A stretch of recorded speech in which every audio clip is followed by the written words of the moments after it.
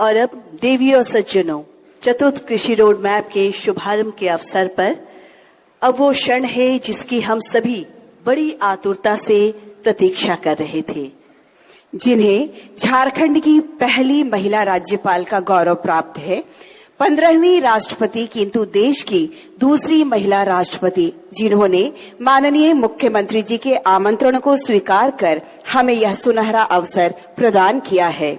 माननीय राष्ट्रपति महोदया से निवेदन है कि इस ऐतिहासिक अवसर पर अपने उद्बोधन से हम सबको कृतार्थ कर अपना शुभ संदेश हम सबको देने की कृपा करें।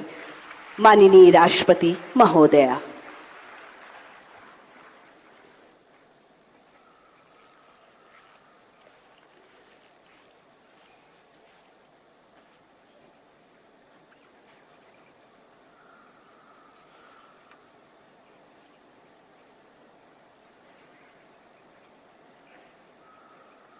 बिहार के राज्यपाल श्री राजेंद्र विश्वनाथ आर्लेकर जी, मुख्यमंत्री आदरणीय श्री नीतीश कुमार जी, उप मुख्यमंत्री आदरणीय श्री तेजस्वी प्रसाद यादव जी, विधानसभा के अध्यक्ष श्री उद्धव बिहारी चौधरी जी, कृषि मंत्री श्री कुमार सर्वेजित जी, उपस्थित मंत्रीगण, सांसदगण और विधायकगण, अन्य गणमान्य अतिथियों, किसान भाइयों और बहनों, देवियों और स्वजनों, सभी को मेरा नमस्कार।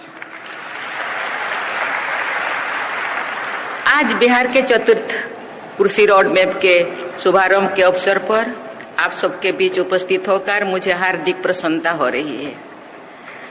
राष्ट्रपति के रूप में भले ही ये राज्य की मेरी पहली यात्रा है, मैं बिहार के लोगों और यहाँ की संस्कृति से भली भांति परिचित हूँ। पड़ोसी राज्य झारखंड के राज्यपाल पद के दायित्व का करीब 6 वर्षों तक निर्वहन करते हुए मैंने बिहार की संस्कृति और जीवन शैली को करीब से जाना और महसूस भी किया। मेरा गृह राज्य ओडिशा भी ऐतिहासिक रूप से बिहार से ही जुड़ा हुआ है, इसीलिए मुझे लगता है कि मैं भी अपने आप को बिहारी कह सकती हूँ।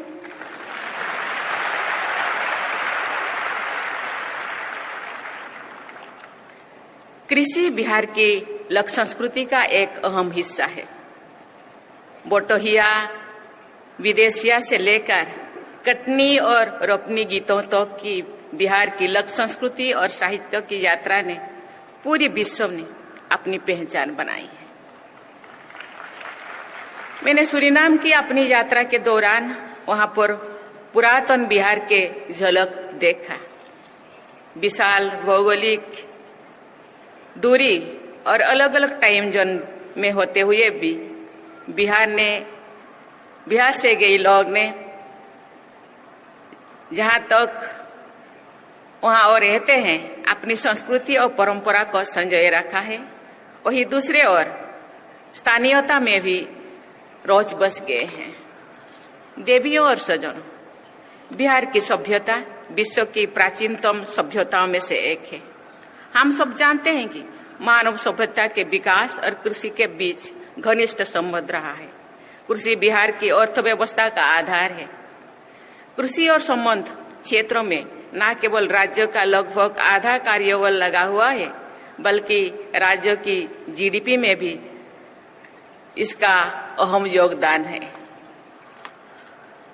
इस प्रदेश की उन्नति के लिए कृषि क्षेत्र का सर्वांगीण विकास अत्यंत आवश्यक है। ये प्रसन्नता की बात है कि बिहार सरकार वर्ष 2008 से ही कृषि रोड मैप का क्रियान्वयन कर रही है। मुझे ये जानकर खुशी हो रही है कि पिछले 3 कृषि रोड मैप के क्रियान्वयन के फलस्वरूप राज्य में धान, गेहूं और मक्का की उत्पादकता लगभग दुगनी हुई है। साथ ही बिहार मशरूम, शहद, मखाना और मछली उत्पादन में भी अग्रणी राज्यों में शामिल हो गई है। फोर्थ कृषि रोड मैप का शुभारंभ इस प्रयास को और आगे बढ़ाने की दिशा में महत्वपूर्ण कदम है। मुझे ये बताया गया है कि इस कृषि रोड मैप के अंतर्गत आगामी 5 वर्षों में फसलों के विविधीकरण, बेहतर सिंचाई सुविधा, भूमि और जल संग्रहण, बीज उत्पादन में आत्मनिर्भरता, जलवायु अनुकूल कृषि, फसल अवशेष प्रबंधन, पशु स्वास्थ्य प्रबंधन, भंडारण की सुविधा का विकास जैसे विषयों पर बल दिया जाएगा।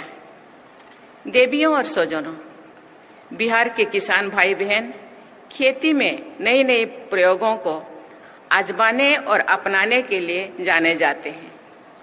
यही वजह है कि नोबेल पुरस्कार से सम्मानित एक अर्थशास्त्री ने नालंदा के किसानों को ग्रेटर देन साइंटिस्ट कहा था।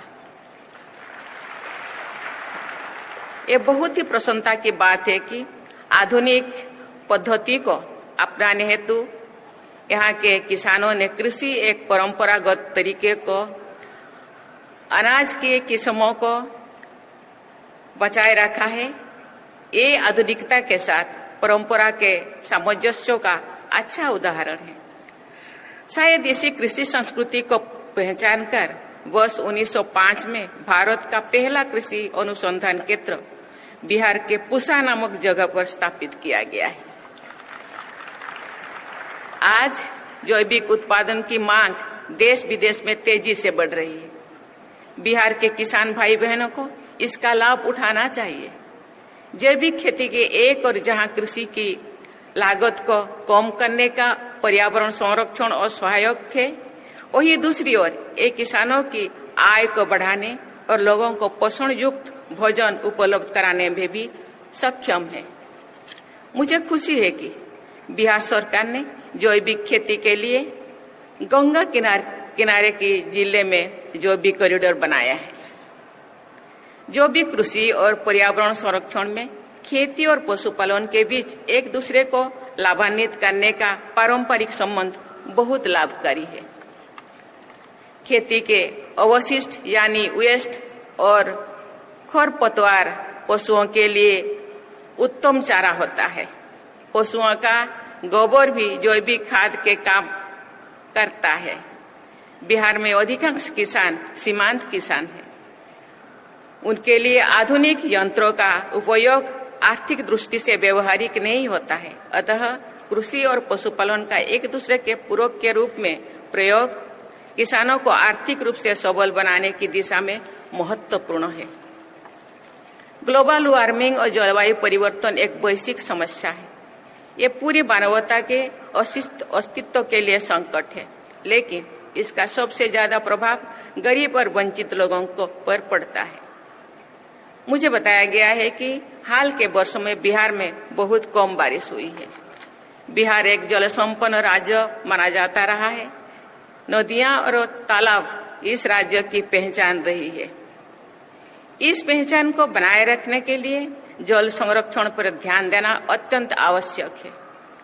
मेरी राय है कि जलवायु परिवर्तन की चुनौती से निपटने में क्लाइमेट रेजिलिएंट एग्रीकल्चर महत्वपूर्ण भूमिका निभा सकता है। वर्तमान कृषि पैटर्न में बदलाव लाकर बायोडायवर्सिटी को बढ़ावा दिया जा सकता है। जल स्रोतों का दोहन कम किया जा सकता है। मिट्टी की उर्वरता का संरक्षण किया जा सकता है और सबसे बढ़कर लोगों की थाली में संतुलित भोजन पहुंचाया जा सकता है। मुझे ये जानकर प्रसन्नता हो रही है कि बिहार की एक प्रमुख फसल मक्के से इथेनॉल का उत्पादन किया जा रहा है। फसिल फ्यूल पर निर्भरता को कम करने, पर्यावरण संरक्षण और देश की ऊर्जा सुरक्षा की दिशा में ये एक महत्वपूर्ण कदम है। सब्जियों और फलों का उत्पादन भी आर्थिक और पर्यावरण की दृष्टि से लाभदायक हो सकता है। बिहार अनानास, आम, केला, अमरूद और लीची का प्रमुख उत्पादन राज्य है। यहाँ पर गोभी, बैंगन, आलू, प्याज जैसी सब्जियां भी प्रचुर मात्रा में उगाई जाती है। बिहार के मखाना, कतरनी चावल, मोर्चा धान, जर्दालू आम, सही लीची और मोगी पान को जीआई टैग मिला हुआ है, लेकिन सब्जियों और फलों के बड़े पैमानों पर उत्पादन में भंडारण, परिवहन और बाजार जैसी समस्याओं सामने आती है। उचित भंडारण, सस्ती और विश्वसनीय परिवहन व्यवस्था और व्यापक बाजार उपलब्ध कराकर फलों और सब्जियों के उत्पादन को प्रोत्साहित किया जा सकता है। मुझे खुशी है कि चतुर्थ कृषि रोड मैप के प्रोसेसिंग यूनिट्स बनाने, मेगा फूड पार्क स्थापित करने और एक्सपोर्ट इंफ्रास्ट्रक्चर विकसित करने जैसे प्रावधान है। देवी और स्वजनों, बिहार भगवान बुद्ध और अशोक की धरती है। उन्होंने संपूर्ण मानवता को शांति और सद्भाव का पाठ पढ़ाया है। आप इस पावन धरती के वासी हैं, इसीलिए आपसे ये अपेक्षा की जाती है कि आप एक ऐसी समाज का आदर्श प्रस्तुत करें जिसमें द्वेष और कलह की कोई गुंजाइश नहीं होना चाहिए।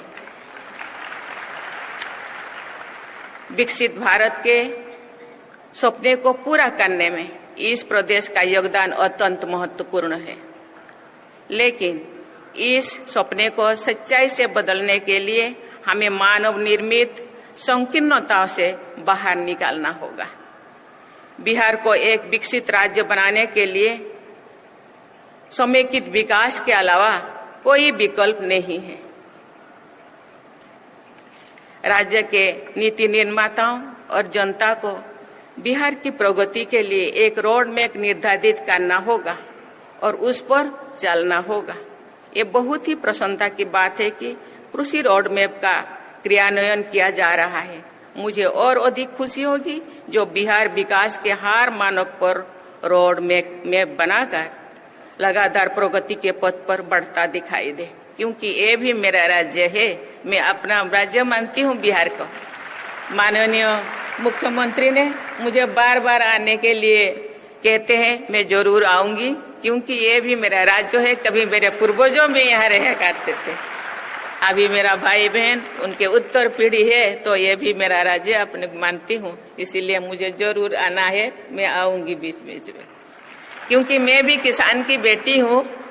यहाँ कैसे जैविक खेती किया जाता है, कैसे भंडारण, कैसे प्रावधान रोड मैप द्वारा क्या हो रहा है, मुझे भी जानकारी लेना है। मुझे तो प्रेसिडेंट के पास जाना है, गांव को खेती करना है।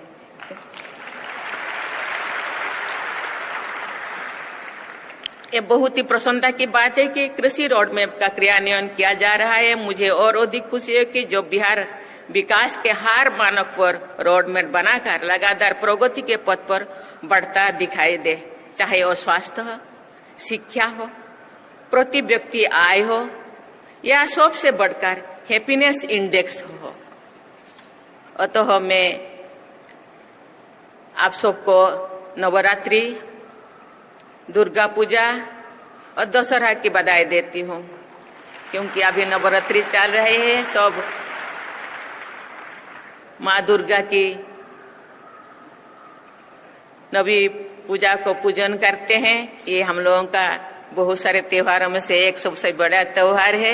सबको बहुत बहुत बधाई। माँ दुर्गा की कृपा सदैव बिहार और बिहार वासियों पर बनी रहे। धन्यवाद। जय हिंद, जय भारत, जय बिहार। जीवन की कला को अपने हाथों से साकार कर नारी ने सभ्यता और संस्कृति का रूप निखारा है। बहुत बहुत आभार भारत की माननीय राष्ट्रपति श्रीमती द्रौपदी मुर्मू जी का। और हम सब खड़े हो जाएं राष्ट्रगान के लिए।